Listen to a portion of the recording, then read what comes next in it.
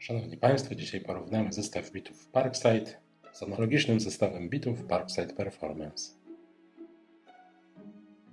Zestaw bitów i nasadek Parkside składa się z 56 elementów. W skład jego wchodzą nasadki o rozmiarach od 6 do 13, 8 sztuk, 36 bitów o długości 25 mm, 10 bitów o długości 50 mm, przejściówka między uchwytem sześciokątnym a kwadratowym 1/4 cala i uchwyt magnetyczny z zabezpieczeniem mechanicznym. Zestaw bitów i nasadek Parkside Performance składa się z 40 elementów. 8 nasadek, 30 bitów, przedłużki oraz przejściówki między uchwytem sześciokątnym a kwadratowym 1/4 cala. W skład zestawu wchodzą nasadki o wielkości od 4 do 10, a także najbardziej popularne groty bitów Philips, Pozidrive, płaskie, Torx wpustem oraz sześciokątne.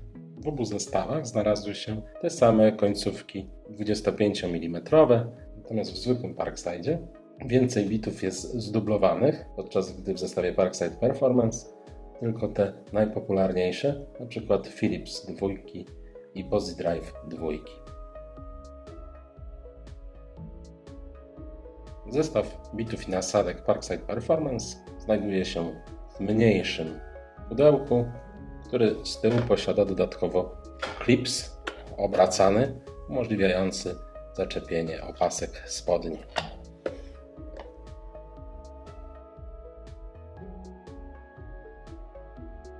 Omówię teraz różnice w budowie bitów na przykładzie wybranego kształtu, w tym przypadku Pozidrive 2. Z prawej strony mamy zwykłego Parkside'a, po lewej stronie Parkside Performance. Dodatkowo te dwa bity zestawię jeszcze z profesjonalnym bitem Vera Impactor i z jakimś chińskim tak zwanym no-name. Możemy zaobserwować, że Parkside Performance ma budowę bitu właściwą dla bitów uderowych, chociaż producent nie chwali się, że te bity mają takie zastosowanie. Widzimy charakterystyczne przewężenie, a także ryflowanie grotu. Porównajmy teraz przedłużki. Po prawej przedłużka ze zwykłego zestawu Parkside, po lewej zestawu Parkside Performance. Widzimy, że ta po lewej jest troszkę dłuższa. W tym przypadku mamy bowiem do czynienia z dodatkowym elementem, czyli pierścieniem magnetycznym, który dodatkowo pozwala na przytrzymanie wkrętu w trakcie wkręcania. Aby wyciągnąć bit, należy odciągnąć cały kołnierz w dół. Podobnie rzecz się ma przy zwykłym Parkside, gdzie jednak nie mamy magnetycznego pierścienia przytrzymującego wkręt. Jeśli chodzi o nasadki, to mają one podobną budowę. Różnią się tylko tym, że tutaj mamy nasadkę sześciokątną, a tutaj 12-kątną. Dzięki temu możemy chwytać nie tylko łby sześciokątne, ale także czworokątne bądź w kształcie gwiazdy. Ostatnie elementy, jakie wypadałoby porównać, to przejściówki między uchwytem sześciokątnym a kwadratowym. Po lewej Parkside Performance, po prawej zwykły Parkside. Widzimy, że mamy tutaj przewężenie w środkowej części szyjki właściwe dla sprzętu do wkrętarek udarowych.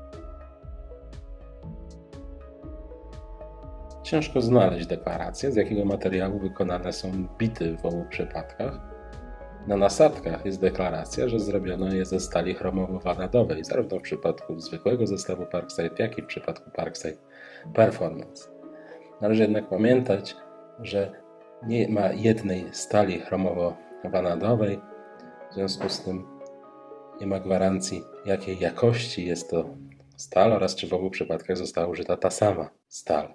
Porównując oba zestawy, na korzyść zwykłego Parkside'a przemawia troszkę większa liczba bitów, zarówno tych 25 mm, jak i dodatkowo 10 bitów 50 mm oraz być może obecność większych nasadek. Z kolei na korzyść Parkside Performance przemawia 12-kątna nasadka, potencjalnie udarowy charakter bitów z ryflowanym grotem, uchwyt z dodatkowym magnetycznym pierścieniem przytrzymującym wkręt, mniejsze opakowanie oraz możliwość zaczepienia go na pasek.